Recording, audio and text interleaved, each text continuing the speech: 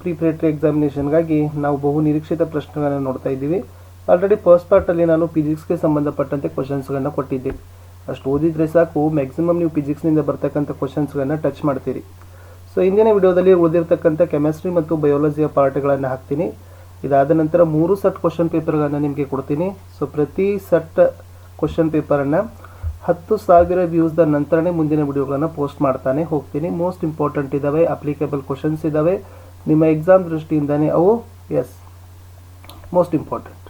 ವಿಡಿಯೋನ like, share ಹಾಗೂ subscribe ಮಾಡಲಿಕ್ಕೆ ಮರೆಯದಿರಿ ಅಂತ ಹೇಳ್ತಾ, ಸೊ ಲಾಸ್ಟಲ್ಲಿ ಫಿಸಿಕ್ಸಲ್ಲಿ ನಾವು ಕ್ವಶನ್ಸ್ ಹೇಳಿದ್ದೆ. ಸೊ ಇವಾಗ ಬರೀ ಕೆಮಿಸ್ಟ್ರಿ ಮತ್ತು ಬಯಾಲಜಿಗೆ ಸಂಬಂಧಪಟ್ಟಂತೆ ನೋಡುವ.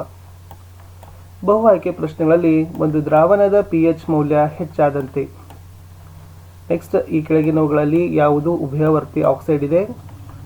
16ರಲ್ಲಿ ಈ ಕೆಳಗಿನವುಗಳಲ್ಲಿ ರಾಸಾಯನಿಕ ಕ್ರಿಯೆಗೆ ಉದಾಹರಣೆ ಯಾವುದು? 1 ಅಂಕದ ಪ್ರಶ್ನೆಗಳಲ್ಲಿ ನ್ಯೂಲ್ಯಾಂಡ್ನ ಅಷ್ಟಕ ನಿಯಮವನ್ನು ನಿರೂಪಿಸಿರಿ. 18 ಗ್ರಹಣ ಸೂಚಕಗಳು ಎಂದರೇನು? 19 ತ್ರಿವಳಿ ಎಂದರೇನು? 2 ಅಂಕದ ಪ್ರಶ್ನೆಯಲ್ಲಿ ನೀರಿನ ವಿದ್ಯುತ್ ವಿಭಜನೆಯನ್ನು ತೋರಿಸುವ ಉಪಕರಣಗಳ ಜೋಡಣೆಯ ಚಿತ್ರವನ್ನು ಬರೆಯಿರಿ. ಗ್ರಾಫೈಟ್ ದಂಡವನ್ನು ಗುರುತಿಸಿರಿ. ನೆಕ್ಸ್ಟ್, ಈ ಕೆಳಗಿನ ಸಂಯುಕ್ತಗಳ ಅನುಸೂತ್ರಗಳನ್ನು ಬರೆದು ಪ್ರತಿಯೊಂದರ 2 ಉಪಯೋಗಗಳನ್ನು ಬರೆಯಿರಿ. ವಾಷಿಂಗ್ ಸೋಡಾ, ಚೆಲುವೆ ಪುಡಿ. ಅಥವಾ ಕ್ಲೋರ್ ಆಲ್ಕಲಿ ಪ್ರಕ್ರಿಯೆಯಲ್ಲಿ ಬಿಡುಗಡೆ ಆಗ್ತಕ್ಕಂಥ 2 ಅನಿಲಗಳನ್ನು ಹೆಸರಿಸಿರಿ. ಪ್ರತಿಯೊಂದರ 1 ಉಪಯೋಗಗಳನ್ನು ಬರೆಯಿರಿ. ನೆಕ್ಸ್ಟ್, ಇವುಗಳನ್ನು ನಿರೂಪಿಸಿ. ಗ್ಯಾಲ್ವನೀಕರಣ, ಅಯೋಡೀಕರಣ. 3 ಅಂಕದ ಪ್ರಶ್ನೆಗಳು. ಸಾರರಿಕ್ತ ಸಲ್ಫೂರಿಕ್ ಆಮ್ಲದೊಂದಿಗೆ ಸತುವಿನ ಚೂರುಗಳ ವರ್ತನೆ ಮತ್ತು ಉರಿಸುವಿಕೆಯ ಮೂಲಕ ಹೈಡ್ರೋಜನ್ ಅನಿಲದ ಪರೀಕ್ಷೆಯನ್ನು ತೋರಿಸುವ ಉಪಕರಣಗಳ ಜೋಡಣೆಯ ಚಿತ್ರವನ್ನು ಬರೀರಿ. ಅದರಲ್ಲಿ ಸತುವಿನ ಚೂರುಗಳು ಮತ್ತು ಸಾಬೂನಿನ ದ್ರಾವಣದ ಭಾಗಗಳನ್ನು ಗುರುತಿಸಿ. ಮುಂದಿನ ಪ್ರಶ್ನೆ, ಸೀಸ ತಾಮ್ರದ ಕ್ಲೋರೈಡ್ ದ್ರಾವಣದೊಂದಿಗೆ ವರ್ತಿಸೋದು ಯಾವ ವಿಧದ ರಾಸಾಯನಿಕ ಕ್ರಿಯೆಗೆ ಉದಾಹರಣೆ ಆಗಿದೆ, ಏಕೆ? ಈ ಕ್ರಿಯೆಗೆ ಸರಿದೂಗಿಸಿದ ರಾಸಾಯನಿಕ ಸಮೀಕರಣವನ್ನು ಬರೀರಿ. ಅಥವಾ ಈ ಕೆಳಗಿನ ಕ್ರಿಯೆಗಳಿಗೆ ಸರಿದೂಗಿಸಿದ ರಾಸಾಯನಿಕ ಸಮೀಕರಣಗಳನ್ನು ಬರೆಯಿರಿ. ಬಹಿರುಷ್ಣಕ ಮತ್ತು ಅಂತರುಷ್ಣಕ ಅಂತ ಗುರುತಿಸಿರಿ. ಫೆರಸ್ ಸಲ್ಫೈಡ್ ಹರಳುಗಳನ್ನು ಕಾಸಿದಾಗ, ಕ್ಯಾಲ್ಸಿಯಂ ಆಕ್ಸೈಡ್ ನೀರಿನಲ್ಲಿ ವರ್ತಿಸಿದಾಗ. ಮುಂದಿನ ಪ್ರಶ್ನೆ, 2 ಧಾತುಗಳ ಪರಮಾಣುಗಳ ಸಂಖ್ಯೆಗಳು ಕ್ರಮವಾಗಿ 12 ಮತ್ತು 16 ಆಗಿವೆ. ಈ 2 ಧಾತುಗಳನ್ನು ಆಧುನಿಕ ಆವರ್ತಕ ಕೋಷ್ಟಕದ ಒಂದೇ ಆವರ್ತದಲ್ಲಿ ಇಡಬಹುದೇ? ನಿಮ್ಮ ಉತ್ತರವನ್ನು ಸಮರ್ಥಿಸಿರಿ.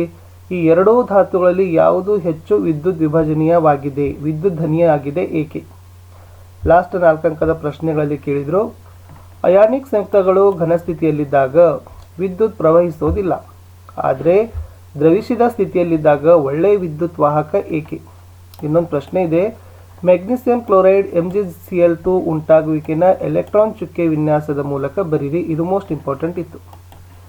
ಇನ್ನು ಈ ಕ್ವಶನ್ ಪೇಪರಲ್ಲಿ ಇರ್ತಕ್ಕಂಥ ಕೆಮಿಸ್ಟ್ರಿಗೆ ನಿಮ್ಮ ಎಕ್ಸಾಮ್ಗೆ ಬರೋ ಕ್ವಶನ್ಸ್ಗಳಲ್ಲಿ ನೋಡೋದಾದರೆ, ಈ ಕೆಳಗಿನವುಗಳಲ್ಲಿ ತಟಸ್ಥೀಕರಣ ಕ್ರಿಯೆಯನ್ನು ಪ್ರತಿನಿಧಿಸ್ತಕ್ಕಂಥ ಸಮೀಕರಣ ಯಾವುದು?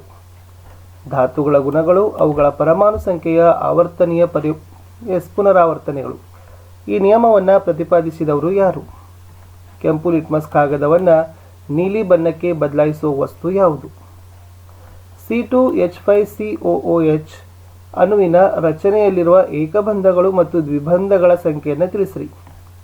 ಮೀಥೇನ್ನ ಎಲೆಕ್ಟ್ರಾನ್ ಚುಕ್ಕೆ ರಚನೆಯನ್ನು ಬರೀರಿ. ನೀರಿನ ವಿದ್ಯುತ್ ವಿಭಜನೆಯನ್ನು ತೋರಿಸುವ ಉಪಕರಣಗಳ ಜೋಡಣೆ ಚಿತ್ರವನ್ನು ಬರೀರಿ.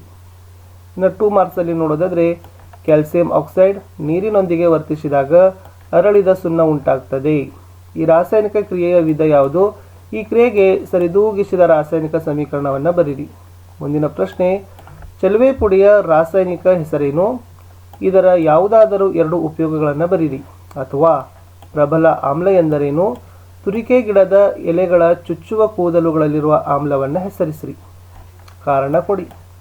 ಅಯಾನಿಕ್ ಸಂಯುಕ್ತಗಳು ಹೆಚ್ಚಿನ ಕರಗು ಮತ್ತು ಕುದಿಯುವ ಬಿಂದುಗಳನ್ನು ಹೊಂದಿವೆ.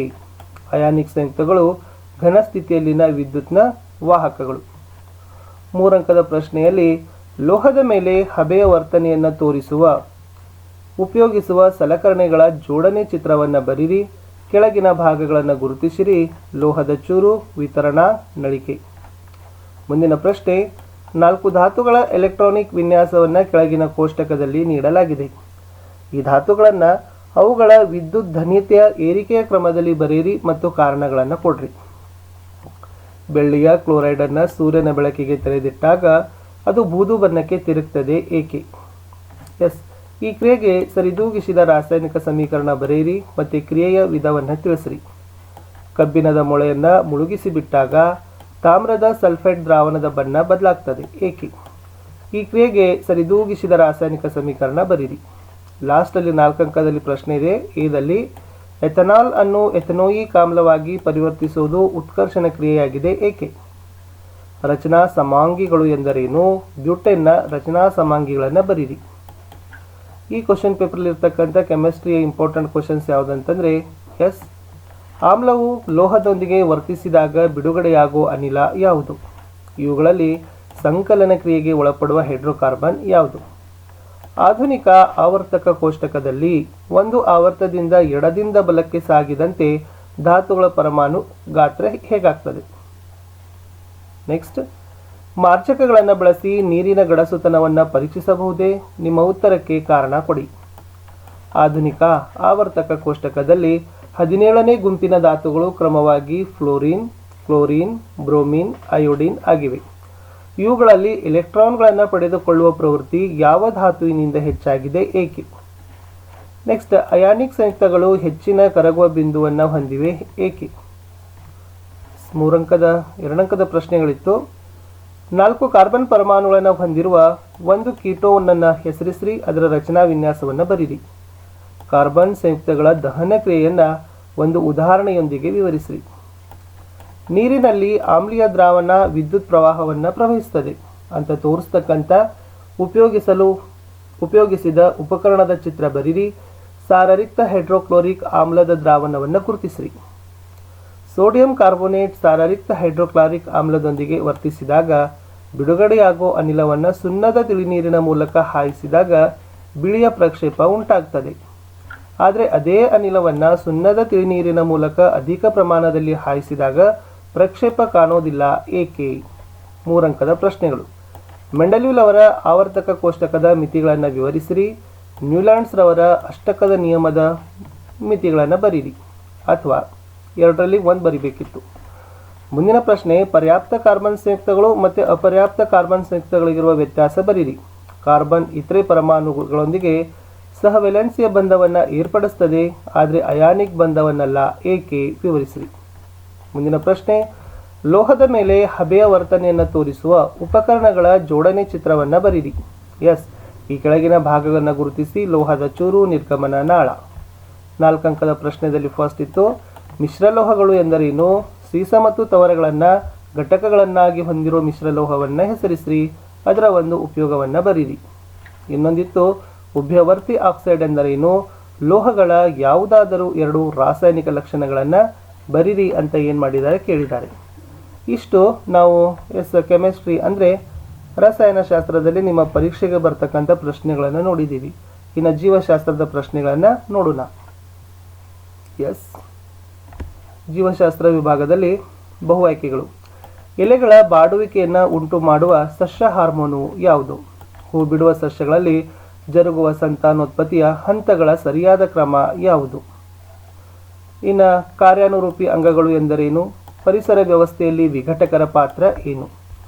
ಒಂದು ಜೀವಿಯು ತನ್ನ ಜೀವಿತಾವಧಿಯಲ್ಲಿ ಪಡೆದುಕೊಂಡ ಗುಣಲಕ್ಷಣಗಳು ಅನುವಂಶೀಯವಾಗುವುದಿಲ್ಲ ಏಕೆ? ನೆಫ್ರಾನ್ನ ರಚನೆಯನ್ನು ತೋರಿಸೋ ಚಿತ್ರವನ್ನು ಬರೀರಿ. ಬೌಮನ್ನನ ಕೋಶವನ್ನು ಗುರುತಿಸಿರಿ.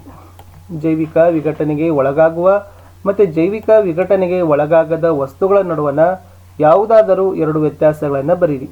ಅಥವಾ ಹುಲ್ಲುಗಾವಲಿನ ಒಂದು ಆಹಾರ ಸರಪಳಿಯನ್ನು ಬರೆದು ಅದರಲ್ಲಿರುವ ಒಂದು ಪೋಷಣಾಸ್ತರವನ್ನು ಹೆಸರಿಸಿ.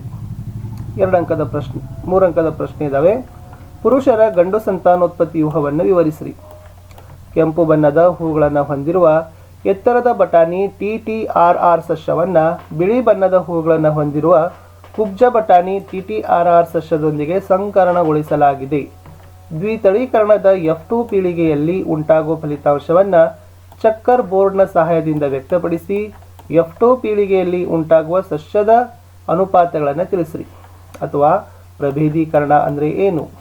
ಹೊಸ ಪ್ರಭೇದವೊಂದರ ಉಗಮಕ್ಕೆ ಕಾರಣವಾದ ಅಂಶಗಳನ್ನು ತಿಳಿಸಿರಿ. 4 ಅಂಕದ ಪ್ರಶ್ನೆ, ಮಾನವನ ಮೆದುಳಿನ ರಚನೆಯನ್ನು ತೋರಿಸುವ ಚಿತ್ರ ಬರೀರಿ. ಅದರಲ್ಲಿ ಮಹಾಮಸ್ತಿಷ್ಕ ಮತ್ತು ಅನುಮಸ್ತಿಷ್ಕಗಳನ್ನು ಗುರುತಿಸ್ರಿ. ಲಾಸ್ಟ್ ಕ್ವಶನ್ ಇದೆ, ದೊಡ್ಡ ಆಣೆಕಟ್ಟುಗಳನ್ನು ನಿರ್ಮಿಸುವ ಮೂಲಕ ಎದುರಿಸ್ತಕ್ಕಂಥ ಮುಖ್ಯ ಸಮಸ್ಯೆಗಳು ಯಾವುದು? ಇನ್ನು ಈ ಕ್ವಶನ್ ಪೇಪರಲ್ಲಿರ್ತಕ್ಕಂಥ ಬಯೋದಲ್ಲಿರ್ತಕ್ಕಂಥ ಕ್ವಶನ್ಸ್ ಅಂದರೆ ಏಡ್ಸ್ ವೈರಸ್, ಪ್ರಜನನಾಂಗದ ಗುಳ್ಳೆಗಳು ಡ್ಯಾಶ್, ಶೈವಲಗಳು, ಚಿಕ್ಕ ಕೀಟಗಳು, ದೊಡ್ಡ ಕೀಟಗಳು, ಚಿಕ್ಕ ಮೀನುಗಳು, ದೊಡ್ಡ ಮೀನುಗಳು, ಮಾನವ. ಈ ಆಹಾರ ಸರಪಳಿಯಲ್ಲಿ ಪೋಷಣ ಸ್ತರದಲ್ಲಿ ಜೋಡಣೆ ಹೇಗಿದೆ? ನೆಕ್ಸ್ಟ್, ಮುಚ್ಚಿದ ಪತ್ರರಂಧ್ರದ ರಚನೆಯನ್ನು ತೋರಿಸೋ ಚಿತ್ರ ಬರೀರಿ. ಓಝೋನ್ ಪದರದ ಕಾರ್ಯ ಏನು? ಪುರಾತನ ನೀರಿನ ಕೊಯ್ಲು ವ್ಯವಸ್ಥೆಗಳ ಪುನಶ್ಚೇತನಗೊಳಿಸುವಿಕೆಯನ್ನು ಉತ್ತೇಜಿಸಲಾಗ್ತಾ ಇದೆ, ಏಕೆ? ಸ್ಥಳೀಯ ಜನರ ಯಾವ ಅಗತ್ಯತೆಗಳು ಕಾಡಿನಿಂದ ಪೂರೈಕೆಯಾಗ್ತವೆ? ಈ ಮೇಲಿನ 2 ಚಿತ್ರಗಳಲ್ಲಿ ವ್ಯಕ್ತವಾಗಿರುವ ಸಂತಾನೋತ್ಪತ್ತಿ ವಿಧಾನಗಳು, ಅದು ಸ್ಪೈರೋಗೇರ್ ಆಗಿರ್ಬೋದು, ಪ್ಲನೇರಿಯಾ, ಒಂದೇ ರೀತಿ ಇದೆಯೇ ಅಥವಾ ಪರಸ್ಪರ ವಿಭಿನ್ನವಾಗಿದೆಯೇ? ನಿಮ್ಮ ಉತ್ತರಕ್ಕೆ ಸಮರ್ಥನೆಯನ್ನು ಬರೀರಿ. ಇನ್ನು 3 ಮಾರ್ಕ್ಸಲ್ಲಿ ಸಸ್ಯಗಳಲ್ಲಿಯ ಕಾಯಜ ರೀತಿಯ ಸಂತಾನೋತ್ಪತ್ತಿಯು ಕೃಷಿ ಕ್ಷೇತ್ರಕ್ಕೆ ಹೆಚ್ಚು ಉಪಯುಕ್ತವಾಗಿದೆ. ಸಂತಾನೋತ್ಪತ್ತಿ ಸಮಯದಲ್ಲಿ DNA ಸ್ವಪ್ರತೀಕರಣದಲ್ಲಿನ ಸ್ಥಿರತೆಯು ಪ್ರಮುಖವಾಗಿದೆ, ಏಕೆ? ಲಿಂಗಾಣುಕೋಶಗಳು ಅರ್ಧದಷ್ಟು ಪ್ರಮಾಣದ DNA ಹೇಗೆ ಪಡಿತವೆ? ಈ ಪ್ರಕ್ರಿಯೆ ಅಗತ್ಯವೇನು? ಸ್ತ್ರೀಯರಲ್ಲಿ ಋತುಚಕ್ರವು ಹೇಗೆ ಉಂಟಾಗ್ತದೆ? ಬಳ್ಳಿ ಸಸ್ಯಗಳ ನಿರ್ದಿಷ್ಟ ದಿಕ್ಕಿನ ಕಡೆಗಿನ ತೋರಿಕೆಯ ಚಲನೆಯಲ್ಲಿ ದ್ವಿತಿ ಅನುವರ್ತನೆ, ಸ್ಪರ್ಶಾನುವರ್ತನೆ, ರಾಸಾಯನಿಕಾನುವರ್ತನೆಗಳು ಹೇಗೆ ಸಮನ್ವಯವಾಗಿದೆ? ಮಾನವನ ಮೆದುಳಿನ ರಚನೆ ತೋರಿಸೋ ಚಿತ್ರ ಬರೀರಿ. ಅದರಲ್ಲಿ ಮಹಾಮಸ್ತಿಷ್ಕ ಮತ್ತು ಅನುಮಸ್ತಿಷ್ಕಗಳನ್ನು ಗುರುತಿಸಿ. 4 ಅಂಕದ ಪ್ರಶ್ನೆ ಇದ್ದಾವೆ. ನಮ್ಮ ದೇಹದಲ್ಲಿ ವಿಲೈ ಮತ್ತು ಅಲ್ವಿಯೋಲೆಗಳ ಪ್ರಮುಖ ಕಾರ್ಯ ಏನು? ನೆಫ್ರಾನ್ನ ರಚನೆ ಮತ್ತು ಕಾರ್ಯಗಳನ್ನು ಬರೀರಿ. ಅಥವಾ ಸಸ್ಯಗಳಲ್ಲಿ ಬಾಷ್ಪ ವಿಸರ್ಜನೆಯ ಪ್ರಾಮುಖ್ಯತೆ ಏನು? ಫ್ಲೋಯಂ ಅಂಗಾಂಶದಲ್ಲಿರುವ ವಸ್ತು ಸ್ಥಾನಾಂತರವು ಹೇಗೆ ಜರುಗುತ್ತದೆ? ಲಾಸ್ಟ್ 5 ಮಾರ್ಕ್ಸಿಗೆ ಕ್ವಶನ್ ಇದೆ ಬಯೋದಿಂದ. ಎತ್ತರದ ಬಟಾಣಿ ಸಸ್ಯ ಕ್ಯಾಪಿಟಲ್ TT, ಗಿಡ್ಡ ಬಟಾಣಿ ಸಸ್ಯ ಸ್ಮಾಲ್ TT ಜೊತೆಗೆ ಸಂಕರಣಗೊಳಿಸಿದೆ. F1 ಸಂತತಿಯಲ್ಲಿ ಯಾವ ವಿಧದ ಸಸ್ಯಗಳು ದೊರೆತವೆ?